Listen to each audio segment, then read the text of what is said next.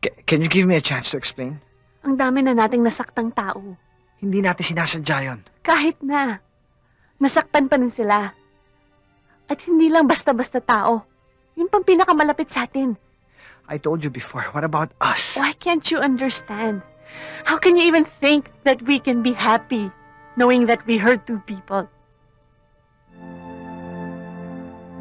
Hay naku, Ched. Sana ikaw na makipag-usap diyan sa pinsan mo. Suko na talaga kami. Alam mo naman ang problema dyan sa pinsan mong yan. Medyo. Abay, napakatahimik. Lagi na lang nagkukulong sa kwarto. At madalas, hindi na kumupunta sa ospital. Di naman dating ganyan si Jonas eh. Kaya, ikaw na bahala sa... Uy, Pinsan, Tayo na. Halika. ang balita. naligo ko yata rito. I was in the area, so... Pinatawag ka nila, no? Dahil nag-aalala lang sila. Bakit naman pati internship mo apektado? Hindi ka na pumapasok. Lagi ko kasi siya nakikita ron eh. Masakit sa akin.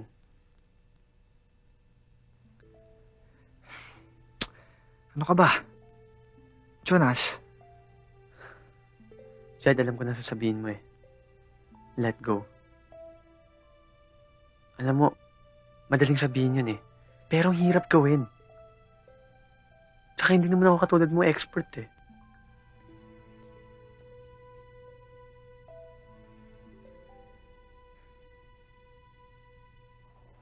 Yun nga. Kaya nga ako naiinis eh. Sobrang busy niya. Swerte na ngang makapag-usap kami ng mga 3 times a day. Kulang pa yun. Diyos ko. Mitch naman. Pero I understand. Hindi naman ako nagpa-complain.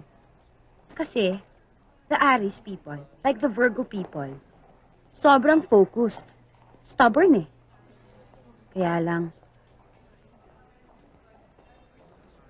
Anong problema? kulang siya sa karinyo. Saka lately, medyo hindi siya masyadong palatawa. Mitch, adjustment problem lang naman to, di ba? Malamang. I knew it.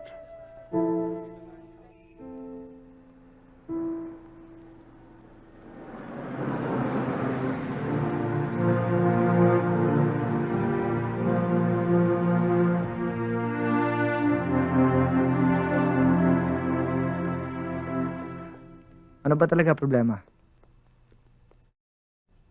Alam mo, dapat sa bahay na lang tayo. Ikaw tong may gustong lumabas tayo. Dahil sabi mo, nako-conscious ka kay Manang. Oo nga. Pero hindi naman sa ganito ka-public na lugar. Alam mo, sa dinami-dami ng kakainan dito sa Maynila, ang chances na makakita ka ng kakilala ay 1,000:1. Kaya halika na, gutom na ako.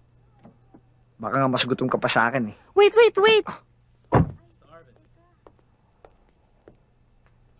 Ano? Eh, hindi tayo pwede dito. Mga kasamahan kong interns, oh. Eh ano ngayon? Ayoko dito, okay? Eh hindi naman nila ako kakilala. Jed! Madaldal yang sila Lane. Hindi pa natutunawan niya nakarating na kay Jonas na magkasama tayo. Okay? Okay.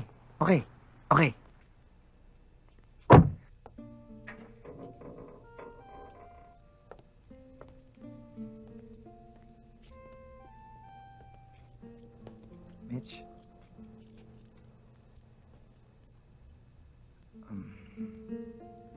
Sa una lang mahirap.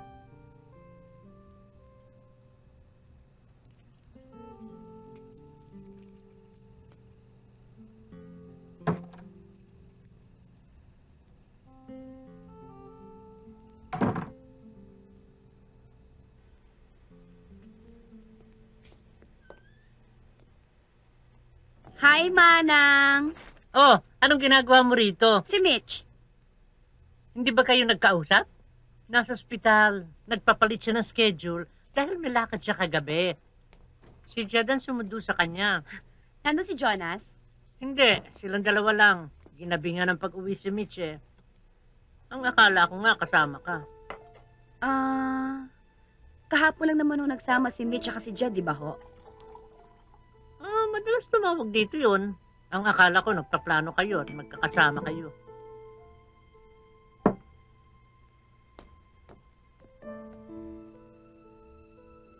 Gina, medyo tambak lang talaga itong trabaho ko. Yeah, I know. Nagpuwet ka pa nga kagabi. I tried to call your house thrice, but you never returned my call. Yeah, late na nga ako nakauwi ng bahay. Saan kayo nagpunta ni Mitch? Di ba si Mitch ang kasama mo kagabi? Yes. It's so nice of you, trying to patch things between Mitch and your cousin. Alam ko naman na ikaw lang makaka-arreglo. No, Gina, wait. Yes. Okay, total sa'yo na rin nanggaling, no? I'm not gonna deny, nagkita kami ni Mitch. No, we've been seeing each other. We've been talking to each other for the past 2.5 weeks. Gina, ayoko magsinungaling. Ayoko magalit ka kay Mitch. This is my fault. It's all my fault. Fault? Fault? I don't understand. Maybe it's for the best that we stop seeing each other first. What? Gina, I like you. You're a wonderful person. Eh bakit parang ayaw mo akong makita?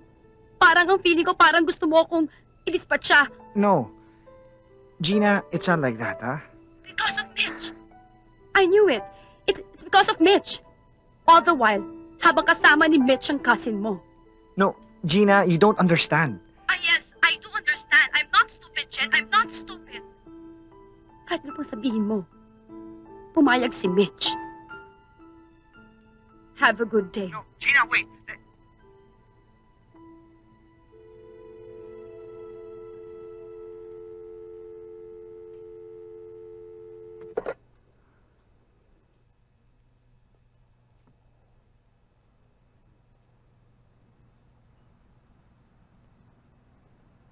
Gina, what are you doing here? Is there something wrong? Yes. Yes. Something is very wrong. Nagpapaka-inosente ka pa. I trusted you. You are my best friend. How can you do this to me? Gina, sandali. Ano ba yung sinasabi mo? Alam mo, the more nagsisinungaling ka, the more nandidiri ako sa'yo. At least si Jed, he was honest enough to tell me straight to my face kung anong milagrong ginagawa niyo behind our backs. Gina, hindi totoo yung iniisip mo na... How do you expect me to believe you? Okay, Gina. Sandali. Ayan si Jonas, oh, ayan, no? Why don't you try explaining to him? Pare, kung mauna bakit na ever kami. since na nagkahiwalay kayo, you've been secretly dating his cousin! Gina, Alam mo ba yun, Jonas? Alam mo ba yun? Na my so-called best friend has been seeing your cousin! hindi naman totoo yung sinasabi mo eh. Okay, nakikita nga kami.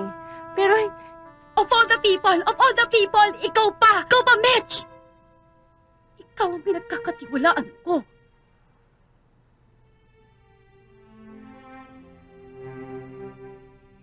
Gina!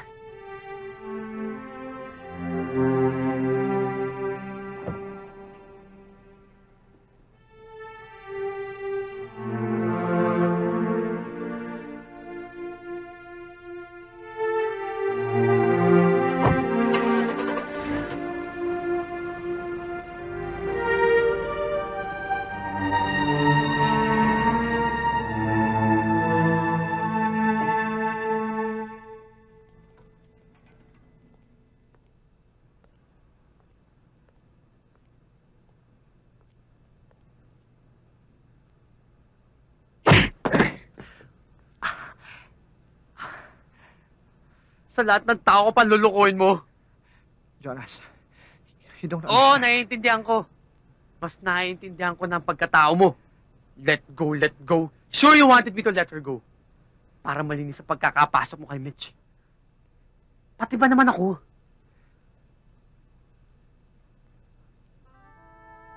Hayop ka!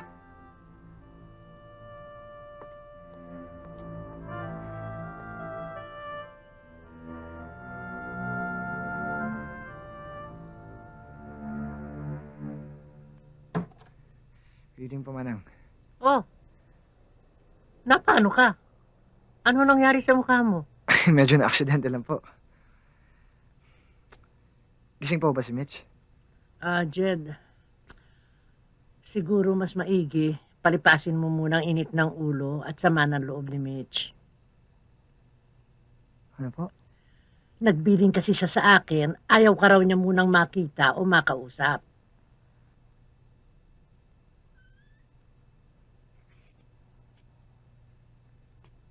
Okay na ako, Manang. Ako nang bahala rito.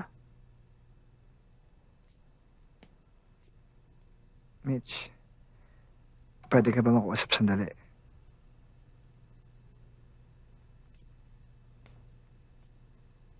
Mitch, Kinausap ako ni Gina.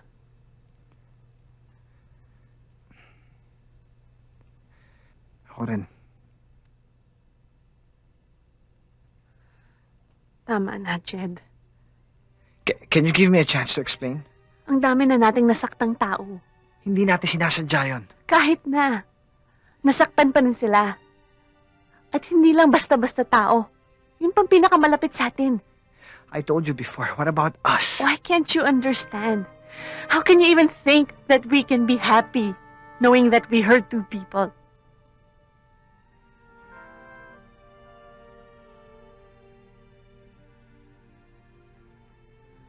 Jed, umalis ka na.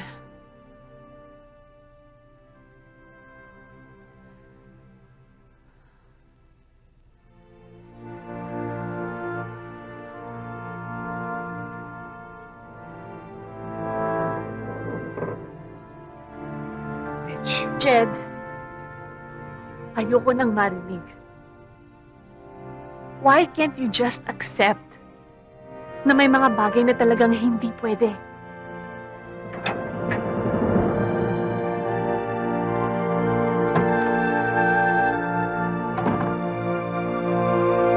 Pakibalik ng luggage ko, ha? Alam mo, sa makalawa na ang alis namin at baka maubusan ako ng oras na mag-impake bukas. Gabing-gabi na, pahahanapin mo pa mga katulong. Steven, why don't you go ahead? I'll follow, Okay. darling. Marami akong lakad bukas, ang traffic. Si Mitch, nandito na ba? Nasa itaas sa kwarto niya, umiiyak.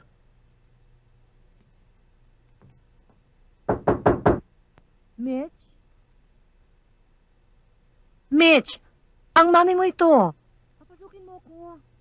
Ma, I'm sorry, but I just want to be left alone. Huwag sanang matigas ang ulo mo. Merong susi si Manang Lilia sa baba, kaya pwede akong pumasok kung gusto ko. Please, let me in.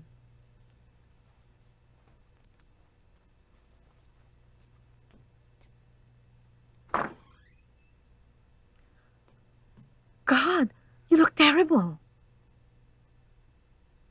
Thank you.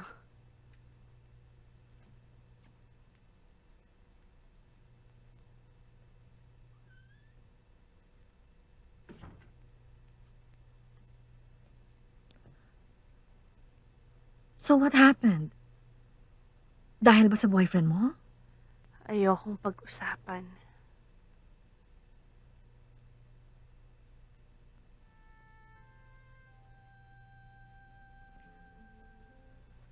Iha, ganyan talaga yan. No exception. Oras na pumasok ka sa isang relasyon, oras na mahumaling ka sa lalaki, I tell you, para ka na rin sumakay sa isang roller coaster na walang preno. Naiintindihan ko kung anong nararamdaman mo.